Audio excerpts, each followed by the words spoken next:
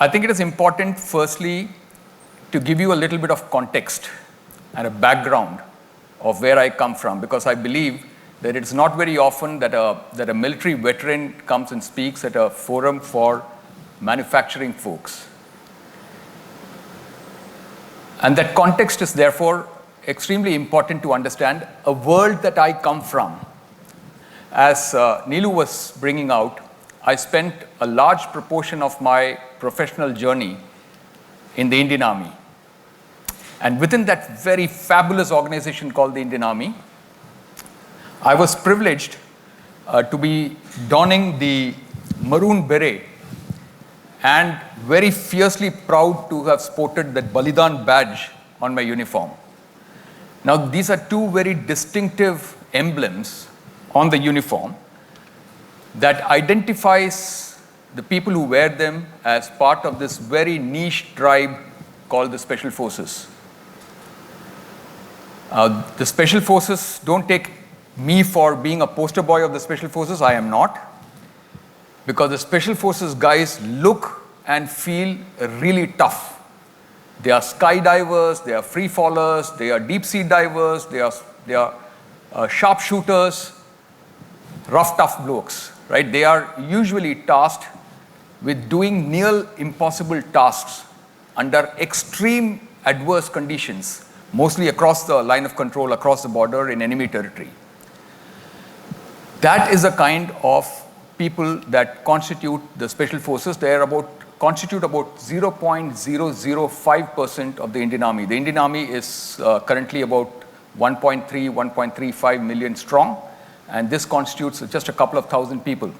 They are completely volunteers, and they are put through a very intense selection process. Now, it is very evident that to select a team or a handful of people who risk their lives to go into high-risk missions, mostly behind enemy lines, the selection criteria and the selection process would have to be very stringent. I mean, the selection has got to be done with extreme care.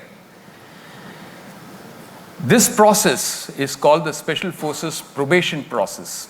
It consists of about 90 days of a grueling period where everybody is just, these volunteers are put through a ringer and put under extreme stress, physically, psychologically, emotionally, mentally. Their biological clock is just thrown into a tizzy, and the cumulative stress is piled on them. The intent is to check who survives that. When you're tasked to do certain high-risk missions through cumulative periods of stress, extreme stress, physical, psychological, emotional, mental, like I mentioned earlier, some people just crack up, and some people are able to withstand that and yet undertake very cogent and thought through decisions. And that is what they're looking for. Now, here's a catch. The popular perception is that this selection process, the probation, is basically about physical fitness, right? You want brute strength, you want raw power, and that is what constitutes the basic elements of the selection process. There could be nothing farther from the truth. The point is that, don't get me wrong, while physical fitness is absolutely important, and without physical fitness you cannot get through the probation period in the Special Forces. But that is not what they are testing you for. They are testing you for, like I said, under cumulative stress, how do you respond to decision making? The stressful situation when it is piled on, are you in a position to take cogent, laterally or literally thought through steps in the decision making process? That is what they are interested in. And therefore, strength of character, mental resilience, the resolve, integrity under stress, and above everything else, the ability to be working together cogently as a team. These are some of the central points that I talked to. I missed one part, when the Special Forces in 2015 Until about 2015, there were not too many people in the public domain who were aware of what the Special Forces is all about. But that changed in 2015. Anybody in the audience are able to correlate what happened in 2015? There was a very important event or an incident that had happened. Never mind. 2015, for those of you who would recall, there was in the northeast of India, along the Indo-Myanmar border, what used to be happening at that point in time is that the militants used to be in camps across the border, deep inside Myanmar, and they used to come through, the boundary was porous, the border was porous, they used to come through and carry out attacks in Indian territory. They used to do all kind of illegal things, some drug running, etc., terrorist incident, and then go back. And therefore, we would not have a handle on them. In 2015, the government took a decision to go after them. And the Special Forces unit in the Eastern Command area was tasked to carry out this strike. The unit was my unit, incidentally, and the team that went in actually was my team. This team went into Myanmar, struck the militant camp. It was one of the most successful raids of all time. There were about 50 to 60 casualties on the militant side as per reports, and the team extracted themselves back without any casualties to ourselves. It was a major hit. And suddenly it came up in national headlines, right? It was all over the papers, in the newspapers, on TV host shows, etc., etc. It was the talk of the town. 1 year later, in 2016, on the western side this time, another unit, 9 Para-SF, they carried a similar strike across the line of control into Pakistan-occupied Kashmir. And this, I'm sure you all would very clearly recall. This is what was very famously termed surgical strikes. You recall that? Yes. Right. So these two incidents that happened in 2015 and 2016 suddenly propelled this idea of the Special Forces into the public discourse. Suddenly this was all over TV, it was there in newspapers, reams of papers were written about it in national newspapers. There were books that were published. There was like this. I did a podcast, similarly veterans did podcast that went viral a couple of million times over, so on and so forth. Suddenly it became the flavor of the decade. Now, you would wonder why I'm setting up this context in such great detail, right? And that is for you to understand these key attributes of probation that I mentioned, the selection process for the Special Forces, right? Strength of character, intellect, mental resolve, resilience, integrity, ability to perform as a team. All of these are critical aspects of the selection process. And it is not just the physical aspect of it, which is the popular perception. Interestingly, now, once I made the transition over into the corporate sphere, every single one of these elements is exactly what is being looked for in the manufacturing space as well.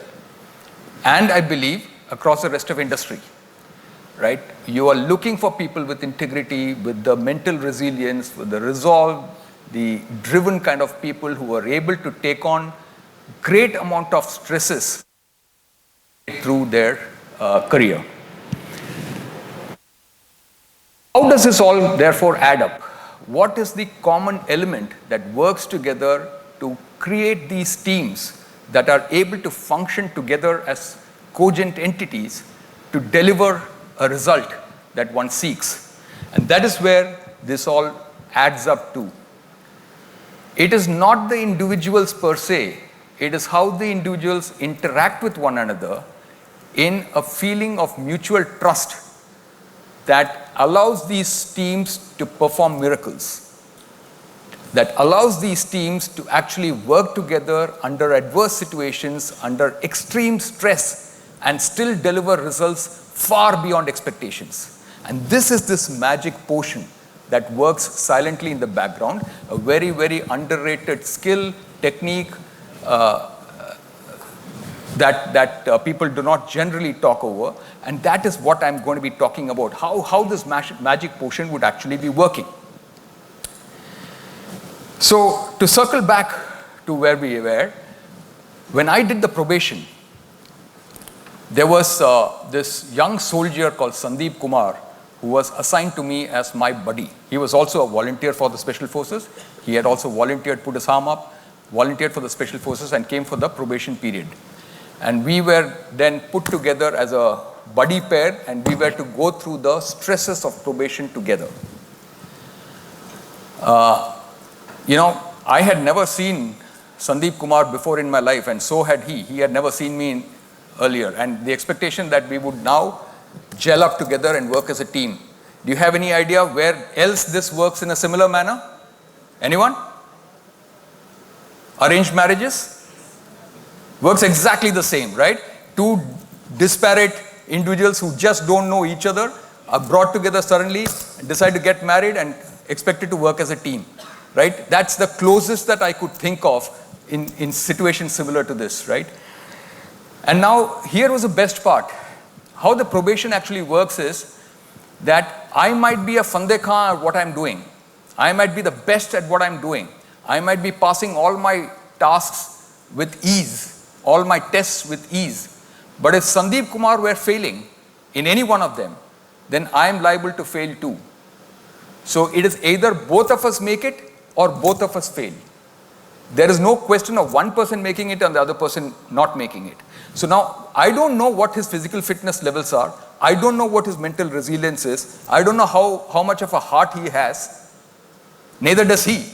And we are brought together as a team and we just pushed into the far end of the swimming pool and asked to swim. That was how it was. So to cut a long story short, we thankfully gelled. We were able to work together as a team and we went through the stresses and strains of probation together for 88 days out of 90. On the 88th day, there is one final test. And that final test is what is called the escape and evasion exercise. So the scenario that is painted is that you are captured as prisoners of war by the enemy country and you are put in a lockup, right? And now somehow magically you are able to break out of prison and now you have to get back to your home country. That is a scenario that has been painted. So obviously as a prisoner of war, you have nothing on you. You do not have maps, you do not have equipment, you do not have water, you do not have money, you do not have anything to eat, you have no navigational equipment, you have no compasses, no binoculars, no maps, no nothing. So they strip search you and ensure that you are completely clean, you have none of these aids to assist you, and then you are banned from taking any lift with any vehicle, etc., etc. And then you have to travel 100 kilometers on your foot over 24 hours. That is the test. And this distance of 100 kilometers, there are ambushes that are placed en route to try and capture you. And if you are captured, then you have lost the test. You have failed in the test. That is the scenario. So they strip searched us, checked that we are not carrying anything with us, and then they release us. And then remember, no lights, no nothing, right? No navigational equipment. So you're just aligning yourself by the stars, doing some astro navigation, and when the sun comes up, you know which direction is east, and you're just carrying forward. So this is across mountains and rivers and forests and everything else over 100 kilometers as the crow flies. So on the ground, it will be about 120, 130 kilometers probably. So we go through all of that. And about 18 hours or so, 18, 19 hours of this 24-hour period, we have covered, and probably about 80, 85 kilometers or so we have completed. And by then, my threshold has been crossed. My mental resilience has broken. So I just plonked myself down under a tree and I told this buddy of mine, Sandeep, and in the distance I could hear probably about 1 kilometer, 2 kilometers away, there is some highway there and that I can hear some vehicles flying. So I tell Sandeep Kumar, jao, jaakar ke gaadi roko, and we'll get in the vehicle and do another whatever 8-10 kilometers, and then about 2 to 3 kilometers short of our destination, we'll get off and then we'll do the last 2-3 kilometers on foot. Now, if we get caught, we have failed. 88 days, we are actually on the 89th day of the probation, is all come to naught. So Sandeep Kumar looks at me and he says, nahi sahab, ye nahi karenge. And then I'm trying to pull rank on him, right? I'm a captain. I'm a young captain there at that time. So I said, what the hell do you mean, nahi karenge? Damn well karoge. I'm giving you a damn order. Go and stop a vehicle. We'll get into it and go. Sandeep Kumar just flatly refused. Politely. He tried to explain it to me, and when he found that I'm not receptive to regular communication, he just plonked himself right next to me and he said, "Koi baat nahi saab. हम दोनों fail हो जाएंगे, आप अपने unit में वापस चलिए, मैं अपने यूनिट में चला जाता हूँ, कोई बात नहीं, तनख्वाह तो तब भी आएगा, स्पेशल फोर्सेस नहीं बने तो क्या हुआ?" Now here is a man who is willing to risk or sacrifice the 88 days of intense struggle for an objective that he had set himself. And at the 11th hour, just for this little risk that he was taking, and the chances of us getting caught were minimalistic. Right? They were, very, very unlikely that we would have got caught. But the sense of integrity in him was so strong that he just refused to budge. And since I was past my physical and mental threshold, I was faltering at the edge. He pushed me, he cajoled me, he pulled me, he part carried me, he dragged me. That last 10-12 kilometers, he actually took me through across the line. He refused to let me go, and we made it with about an hour or two to spare. Now this was a phenomenal lesson for me, and this just set the tone for the rest of my career as to why integrity is so very important. Extremely important. It is something that is non-negotiable. Sandeep Kumar was he was not a very well-read man. He was an ordinary Jawan in the Indian Army. But the lesson that he taught me that day has stood me till today, and it carries through with me. Now there are a couple of very important lessons that actually, if you divide this, if you split this up, there are a couple of very interesting lessons that actually emerge from this. Number one is that we are all human beings, right? We are all prone to our little frailties in life. We have our own little insecurities. We have our own little threshold values, which as human beings, we are liable to cross at some point or the other. We require a buddy, therefore, to keep us aligned. To help us to recognize right from wrong. To help us to recognize what is that thin line that divides irrational thought from rational thought. That thin line of integrity, what it takes to observe and orient yourself towards that. Now, a buddy is just a buddy. How does he transform to being your wingman, who actually will provide the directional north for you to be traveling on? Right? That is the important part. Now, this transformation from being just another buddy, just another friend, a guy that you can hang out with, go to the bar with, have a drink with, to someone who can provide you the directional north, your moral compass in life, that transformation happens by this thing called being exposed to danger or high levels of stress together. Now just take your mind back to when you were possibly in college. For many of us, it might be very, very, very long back. But yet, if you were to think back to your college days, and if you try to recall those fun times that you had, the chances are that with age or with increasing time, you tend to forget about the specifics. But the tough times that you have gone through, I can bet it that you will remember every single little piece of it as you progress through life. That will never fade out. Now, these are the elements which, when you go through these tough portions of life, a trusted buddy with you makes this switch from being just a buddy to being a wingman. The third is about trust, the gaining trust. Now, trust is a very, it is about feelings, right? You can't just put two people together, like I said earlier about Sandeep, that you just can't put two people together and say, I need you to trust to each other. I need you to work together. I need you to work as a team, right? These are the small little things that you do on a consistent basis. Right? Not these sharp spikes of intensity of doing something, but very small little things being done on a consistent basis, that is how trust is built. Now, it's just something like one day you look yourself in the mirror and you say, I'm not looking good, I'm not looking fit. So you decide, I'm going to the gym from tomorrow.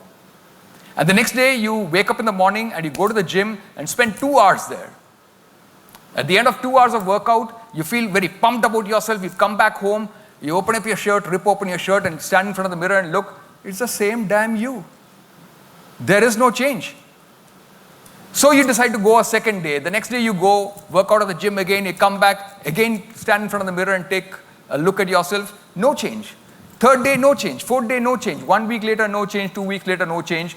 But if you're doing this on a consistent basis, a couple of months down the line, you will start seeing the difference. You will start seeing your muscles getting more defined. You start seeing your body getting into shape, and your journey has begun. The transformation has begun. It works exactly the same way for gaining trust as well. It is two people working together with consistency and not necessarily intensity. The intensity could be medium, but the consistency has got to be for the long term. And finally, the feeling of fulfillment. Now, when you have built trust with each other and you're willing to go the distance with that one person, right? That is when the feeling of fulfillment takes over. That you're actually willing to sacrifice yourself. In the armed forces, in the special forces, it could be about sacrifice in its purest form, in its physical form, giving up your life for the other. In the corporate world, it need not, there is nothing so extreme, right?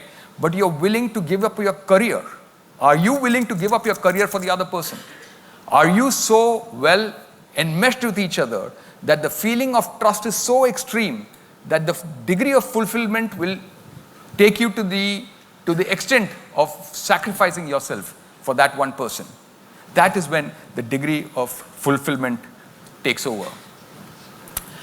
Just a little pause to check. I hope I'm not boring all of you. We're good?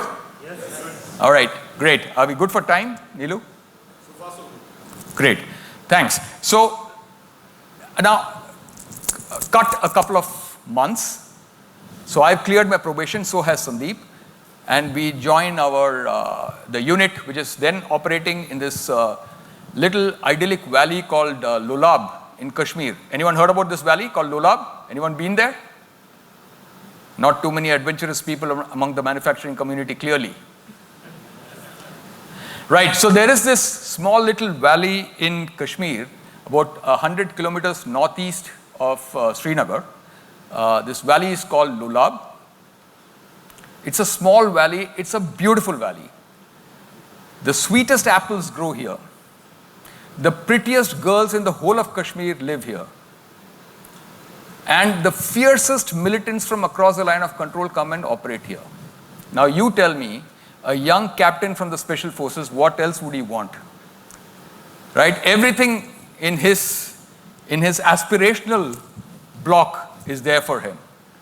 So we were really pumped at being sent into Lulab, and it was very active.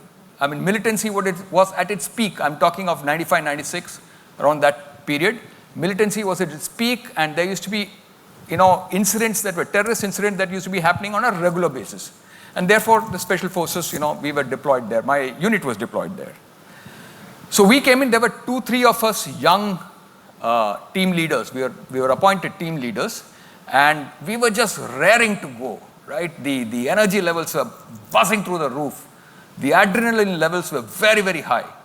So we just were pawing at the ground and, just raring to go. Now, the beauty of how the things operate in the valley is the militants are always avoiding contact with you, right? They don't want to come into contact with you. They want to come and do some terror activities, target some, innocent civilians, drop a bomb or a IED somewhere here, there, and all that, and let's break contact and move. They don't want to get into a firefight with the SF team. But the SF team, on the other hand, we are always hunting for them. We are wanting to pin them down and get them into a firefight and engage them. So this is a kind of a cat and mouse game.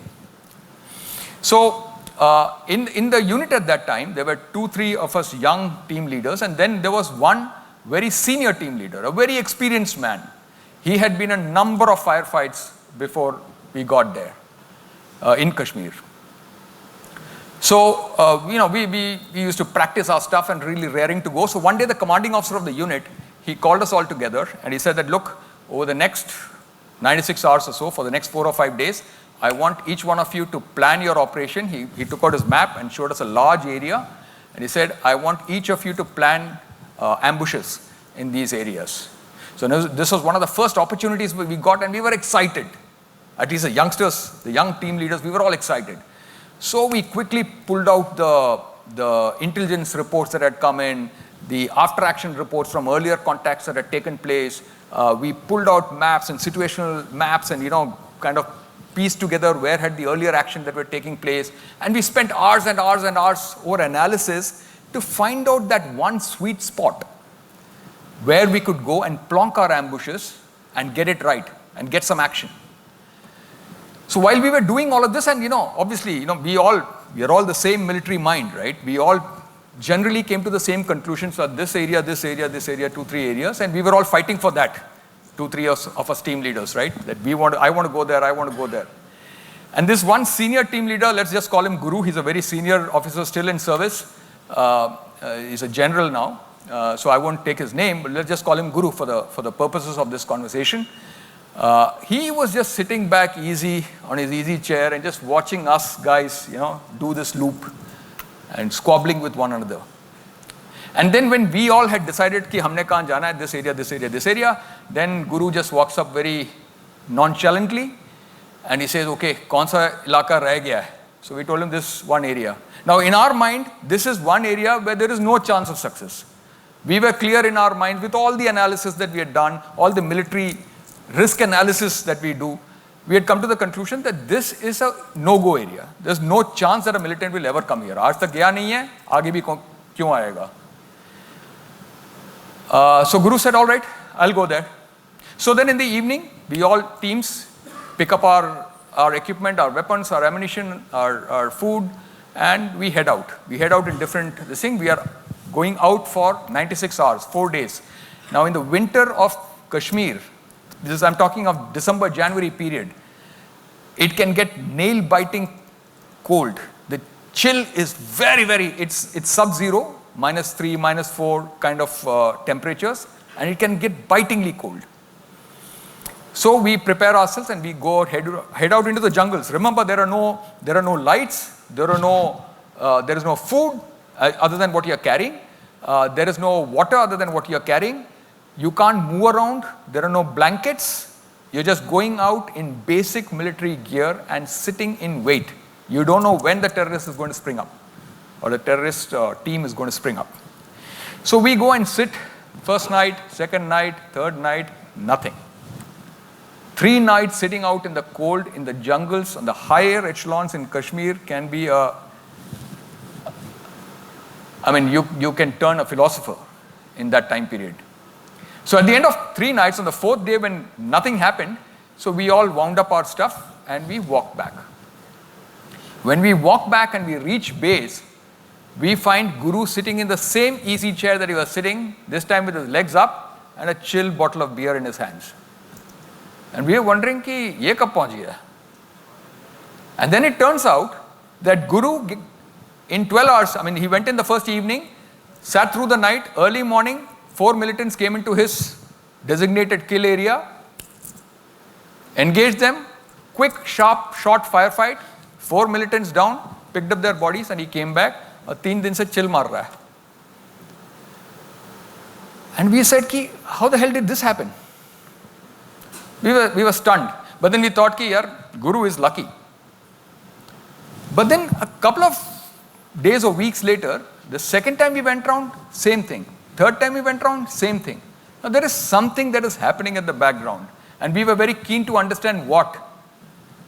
Right? So, and then, initially the professional ego comes into play. You don't want to go and admit defeat, right? In the sense that I have not been successful, you have been successful. What are you doing else? What is the different thing that you're doing? So the professional ego stopped us from going to Guru and asking him these very silly questions. But then, after some time, swallowing our ego, we decided to speak with him. And so we went and asked Guru. And he said, "Baith, main batata hu." And what he told us really shook us up. So what he explained was something like this. The jungles up in the mountains in Kashmir, that is, when you go there, you are an alien. There's a different ecosystem that is working there. You are going there as an alien. Right? The militants who are hiding in the jungles, they have become part of that ecosystem. So when I am going there, freshly showered, some deo that I've sprayed, some sabun that I've used, etc., I'm giving out an order that it may be very difficult for us in the urban setting to pick up, but for a militant who's living in the jungle, he picks it up like that. Shiny stuff that we are carrying, right? Equipment, you're not camouflaged it well enough. The light from that is able to give visual clues to the militants that there is something coming. The noises that you make, a cough, the way you carry your equipment, the water bottle hitting against your thigh as you walk, the water kind of splashing inside the water bottle, it's giving sound bites to the militant. And so these militants are able to pick this up and completely avoiding us. Now what Guru is doing differently is that 3 days before he is to go into combat, he stops taking a bath. He doesn't allow a single member of his team to take a bath. He completely avoids any spicy food. He just takes bland food, no spices. He does his camouflage and concealment of his weapons, of his equipment, of himself so well that there is no light that is ricocheting off. He trains his men to be absolutely sure that they are not emitting any noise. The movement is not emitting any noise. In a sense, he is then therefore blending with the environment that he is going to operate in. Now the militants are able to pick up that there is some party sitting here, there is some party sitting here, there is some party sitting here. So avoid these 3 places and they casually walk into the ambush that Guru has set up and he knocks them down. When he told us this and when we realized what the kind of stupidity that we were doing, it was such a mind-altering moment. And when I'm telling you these things, talking is easy. Doing it is extremely difficult. So this planning versus execution piece, you can plan all you want, but the way you execute your plans is the thing that actually defines success from failure. That is the differentiating factor. So these lessons that we learned from Guru, right? One is theory versus practice. Until you get your hands dirty in the front lines and actually walk the talk, do the kind of stuff that you are required to be doing with your troops on the ground, you will not learn. The process of blending in with the environment, picking up the clues, the visual, the hearing and other clues, and understanding the environment that you are operating in, blending in with that environment is such an underrated skill. Youth versus experience. It is always such a wonderful feeling to have youth with you, right? Personally, physically, as well as on your team. But while the youth has got so much of fresh energy that they bring, and the chirpiness associated with it, the enthusiasm that is associated with it, do not forget the kind of maturity and experience that can bring an entirely different flavor. Guru, with his maturity and his experience, taught us things that we would have never ever learned, no matter how many times we were on the range firing and picking up our skills in fieldcraft and camouflage and concealment, etc., etc. These were live skills, and then he demonstrated it to us on the ground. And the third is to allow your team to fail. Right? It is such a wonderful thing to get your team to work in a manner that you would like them to, give them an objective and let them set course on it. As long as they are not crossing the boundaries that you set for them, allow them to work, allow them to fail. It doesn't matter. They will get up and get on their feet and brush themselves off and continue to walk again. These are some of the some absolutely wonderful things that we learned from Guru, and it has stayed with me throughout. And in my own little manner, I have been trying to implement some of these, execute some of these thoughts in my team. I'm sorry. And finally, a glass of water, please. And finally, thank you, YKL. Only you could have given me that. Thank you. I'll take it. Thank you. Special forces can easily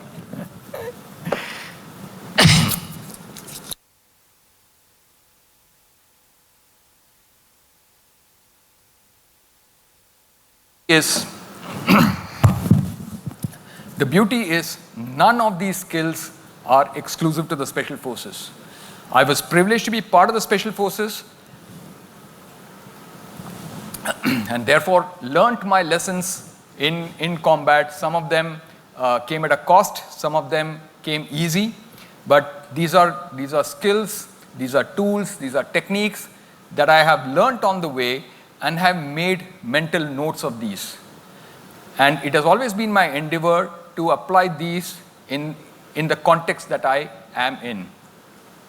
I've been fortunate that I have got an opportunity in the corporate field, and I have tried to replicate some of this. Replication is never easy, but the fundamental basic of that foundation, it remains unaltered. Whether it is the special forces, the Indian Army in general, or the corporate world, or any other domain. These are, like I said, skills and tools and techniques that you can pick up, you can adapt, and you can apply irrespective of the context or the environment that you're operating in. For purposes of time, in the interest of time, I'll just pause here, stop here, and allow some time for questions. Is it okay for me to take questions? In case there are any questions, I'm happy to take them. But before that, just one final thought. This is what we believe, right? In the Special Forces, we believe that people join us not because we are special, but because they are. And that is a foundational principle on which we work. And this is what motivates the next generation of people to be following the same path as the earlier ones have done. I've finished. If there are any questions, I'll take them on. Thank you. Please do put up your hand. We'll send a mic to you.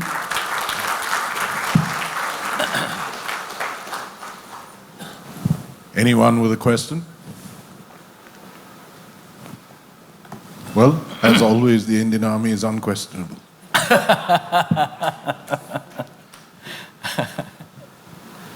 You sure? No, I'm a little disappointed. There are no questions. How can that be?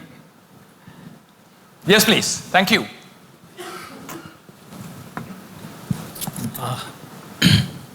In your very first slide, there was a line for professionals, strength on character.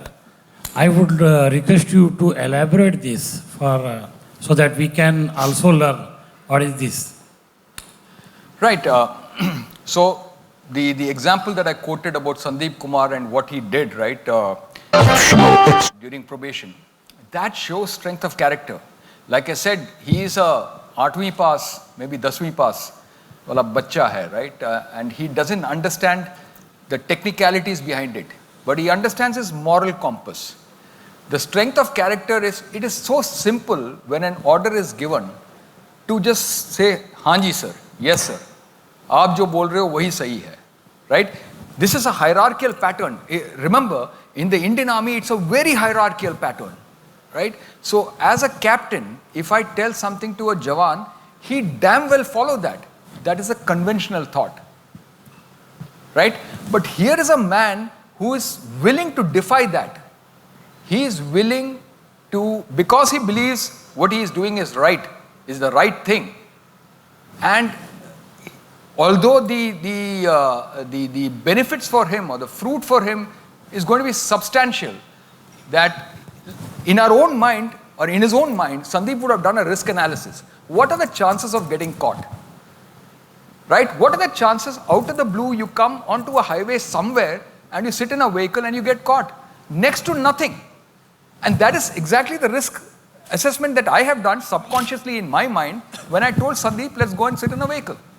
But here is a man, despite the enormous stresses and strains of the last 88 days, despite the clearly benefits that he could have accrued by just sitting in a vehicle and saving himself the trouble of going through that last 10 kilometers. And it's excruciating. I mean, your feet are bleeding, right? The bottom of the soles of your feet are bleeding. And to go through that, that shows strength of character. That is integrity. That I will not budge. I will not cross that line I am not supposed to, irrespective of the consequences. He was willing to take failure. He was willing to go back to his unit. This is something, when you volunteer for the Special Forces, you know what you're signing up for. You know what those 90 days actually mean. You lose loads of weight. For a person without too much weight, losing a lot of weight is significant, right? So you have gone through 88 days of that torture, and then to take that call, that is strength of character. And that is exactly what, like I mentioned earlier, that is exactly what people are looking out for in the Special Forces.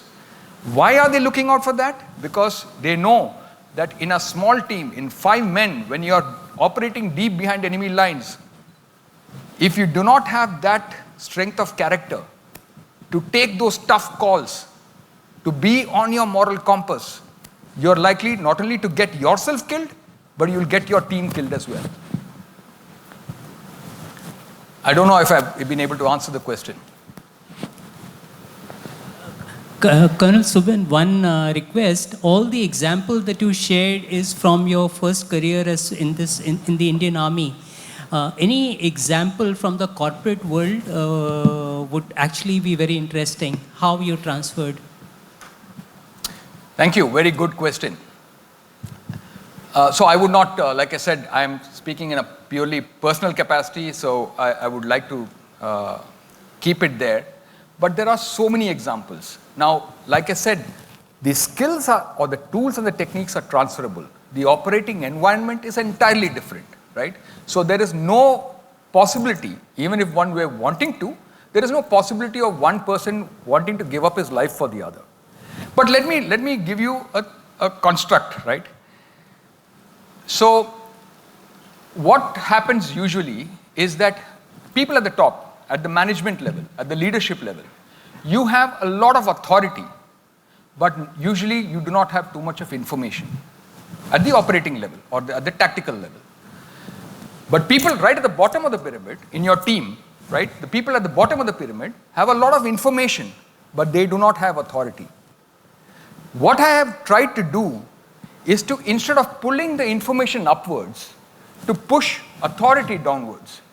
The delegation of responsibility, when you take that flow, you inverse the pyramid. Rather than always asking, give me this information, give me this information, give me this information, I try to push the authority downwards. Allow them to fail and take the flak for it. Because at some level, you are putting your neck on the line, right? It is not an easy equation at all, right? But there have been multiple times I have done this. There are multiple times that I have failed, right? But that does not stop me from understanding what is the thing that I need to be replicating or attempting to replicate. It is not an easy task at all. Because like I said, the operating environments are completely different. Because you have not been put into such periods of stress and strain that can replicate those in the armed forces or the special forces. That is not possible.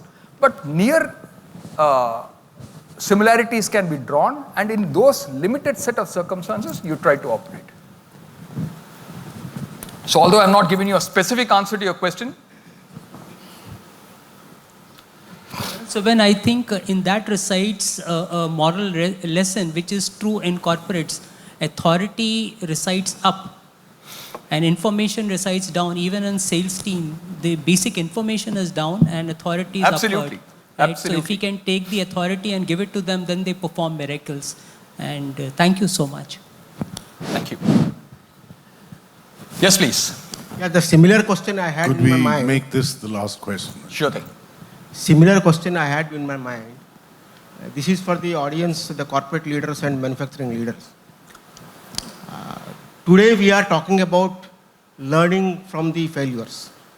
But how many leaders are there who give free hand to take the decisions to the lower levels? Is that a question or is that a statement? Question only. Okay. I think it's a food for thought, basically. No, I agree. It's difficult. It's not very easily adaptable. But there are people who do it, and there are wonderful people who do it at great cost. And that is the essence of leadership, right? That is the essence of leadership. That if you are able to sacrifice, in many ways, leadership is very similar to parenting, right? If you have children, and you hold their hand. When they learn to bicycle, you hold the cycle from behind, and then at some point you let go. Because unless you let go and allow them to ride and fall, they are not going to pick themselves up, they are not going to learn the skill. You have to at some point let them go. And if you let them go, they might fall, they might cry, they might cause a ruckus at home, and you might get whacked by your wife. But yet, that is how you allow your kids to learn. So there is a great amount of things that you can learn from parenting. And usually parents screw up, just as leaders do. Are we done? All right, it was a pleasure. Thank you very much. You've been an engaging audience. Thank you.